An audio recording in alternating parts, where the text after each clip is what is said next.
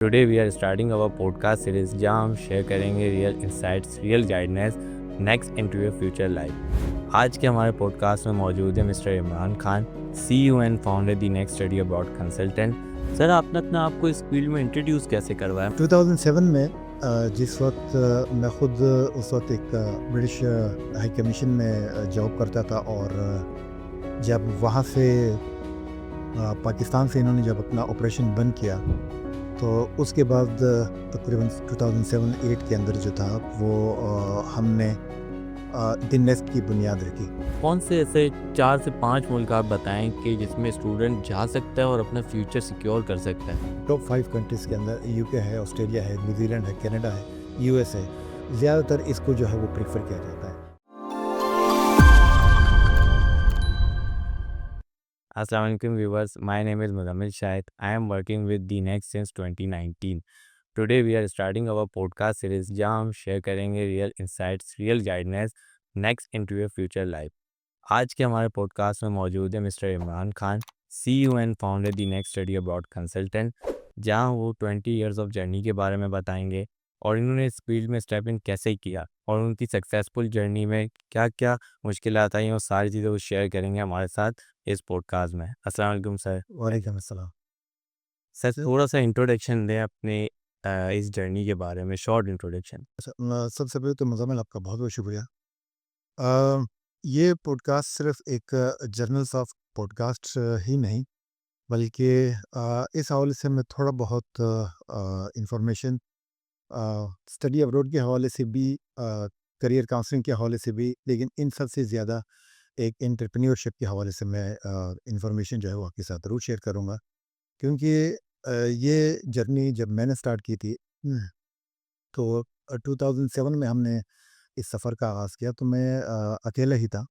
और करते-करते आज अल्हम्दुलिल्लाह हम लोग 5 ब्रांचों के साथ पूरे पाकिस्तान में नेस्ट को रिप्रेज़ेंट्स कर रहे हैं यहाँ पे। 2007 में जिस वक़्त मैं खुद उस वक़्त एक ब्रिटिश हाई कमीशन में जॉब करता था, और जब वहाँ से पाकिस्तान से इन्होंने जब अपना ऑपरेशन बंद किया, तो उसके बाद तकरीबन 2007-8 के अंदर जो था वो हमने द नेस्ट की बुनियाद रखी। पहले मैं मेरे साथ एक 2 साथी थे, लेकिन इसके बाद फिर इस कहवा को मैं अकेले ही लेके चलता गया, और आहिस्ता-आहिस्ता फिर लोग जुड़ते गए, और आज अल्हम्दुलिल्लाह हमारी टीम तकरीबन 40 से ऊपर के करीब हमारे पास डिफरेंट स्टाफ, जिसमें काउंसलर्स हैं, जिसमें एडमिन का स्टाफ है, जिसमें आईटी का स्टाफ है, सोशल मीडिया के लोग हैं, और मुख्तलिफ काउंसलर जो है वो हमारे साथ जुड़े हुए हैं। फिर हमने कराची में हमारी 2 ब्रांचेज़ हैं, और इसके अलावा हम लाहौर में हमारा के ऑफ़िस है। एक ऑफ़िस हमारा सियालकोट में है, और फैसलाबाद में भी हम सक्सेसफुली जो है वो इस चीज़ को रन कर रहे हैं। ठीक है सर। सर, आपने अपना आपको इस फील्ड में इंट्रोड्यूस कैसे करवाया? मतलब आपकी जर्नी के स्टार्ट जो था, वो कैसे था? जैसे शुरू में मैंने आपको बताया कि 2007 में जब ब्रिटिश हाई कमीशन ने या ब्रिटिश एम्बेसी ने पाकिस्तान से अपने ऑपरेशंस बंद किए, तो उसके बाद एक मुख्तलिफ दोस्तों ने, फिर मुझे हाई कमीशंस के कुछ स्टाफ वगैरह से भी उन्होंने ही हमें ये मशवरा दिया कि चूँकि एक हमें एक प्रैक्टिकल एक्सपीरियंस था एप्लीकेशन को हैंडल करने का, चाहे वो विज़िट वीज़ा हो, स्टूडेंट वीज़ा हो, उस ज़माने में एचएसएमपी हुआ करता था, और वर्क परमिट्स वगैरह की एप्लीकेशंस, तो वो हम प्रैक्टिकली तौर पे उन एप्लीकेशंस को जो थे वो डील किया करते थे। तो ज़ाहिर है कि हमें एक एज इस बात का हासिल था कि एक हमें प्रैक्टिकल एक्सपीरियंस था, हमने ईसीयूज़ के साथ काम किया, तो हमें उनकी एक मेंटालिटी बड़ी अच्छी तरीके से हम रीड कर सकते थे। और जो यूके के लॉज़ है, चाहे वो इमिग्रेशंस के लॉज़ हो, स्टूडेंट्स रिक्रूटमेंट्स वगैरह के हवाले से जो भी नए कवानीन आ रहे होते हैं, उनको हमने प्रैक्टिकली तौर पे वहाँ पे इम्प्लीमेंट किया था। तो उस एक्सपीरियंस को देखते हुए, एक प्रैक्टिकल एक्सपीरियंस को देखते हुए, फिर हमने इस काम की शुरुआत की वहाँ पे।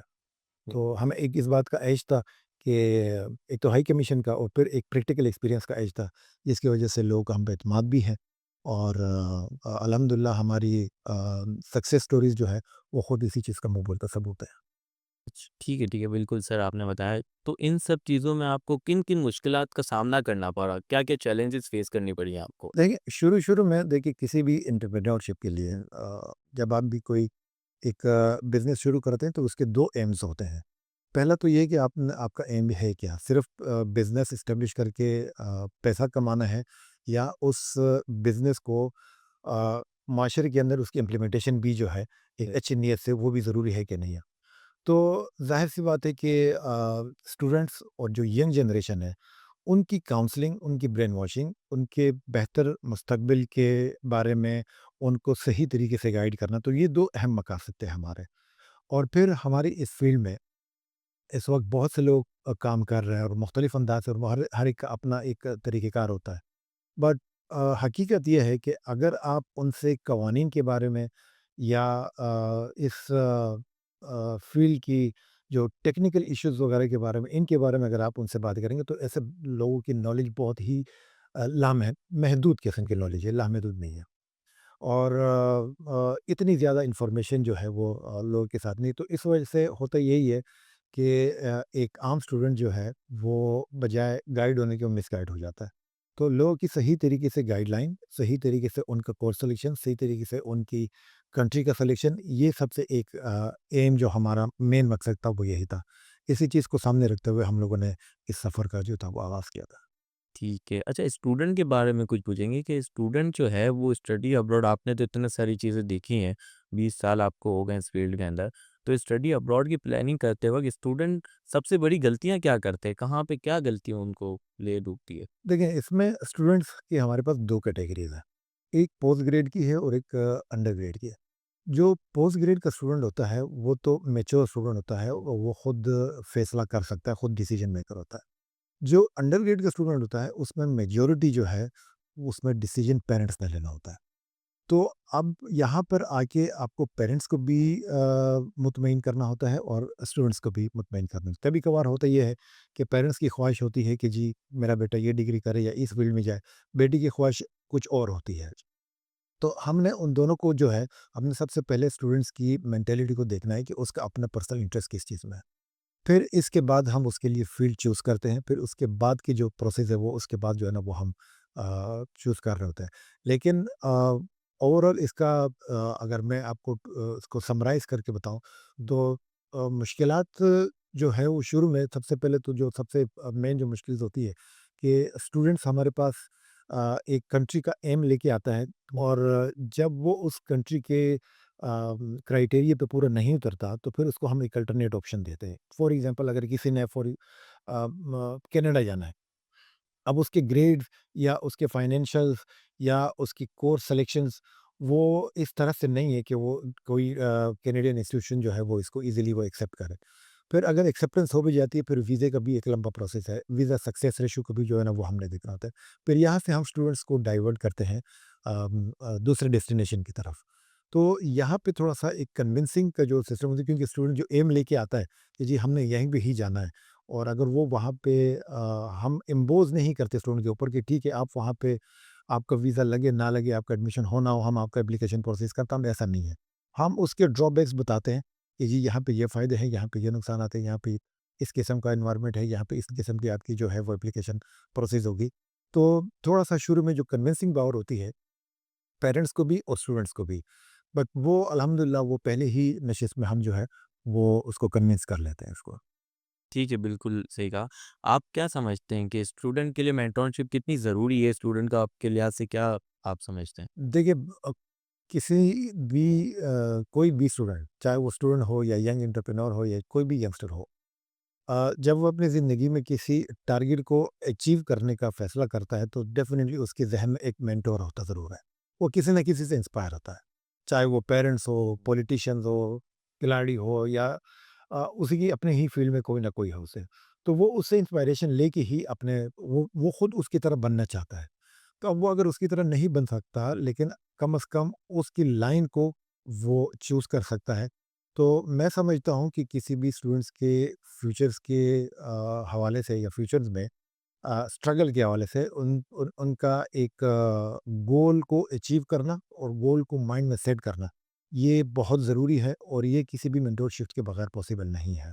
आपको ज़हन में कोई ना कोई रोल मॉडल रखना पड़ता है और उसके बाद ही आप अपनी जर्नी को जो है वो ईज़िली वो आपके अंदर वो जो मेंटरशिप होती है वो आपके अंदर एक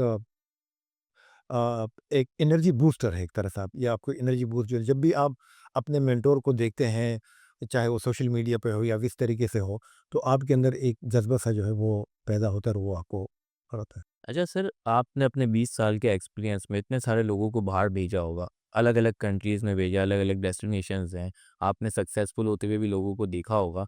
तो आपके लिहाज़ से कौन से ऐसे 4 से 5 मुल्क आप बताएँ कि जिसमें स्टूडेंट जा सकता है और अपना फ्यूचर सिक्योर कर सकता है?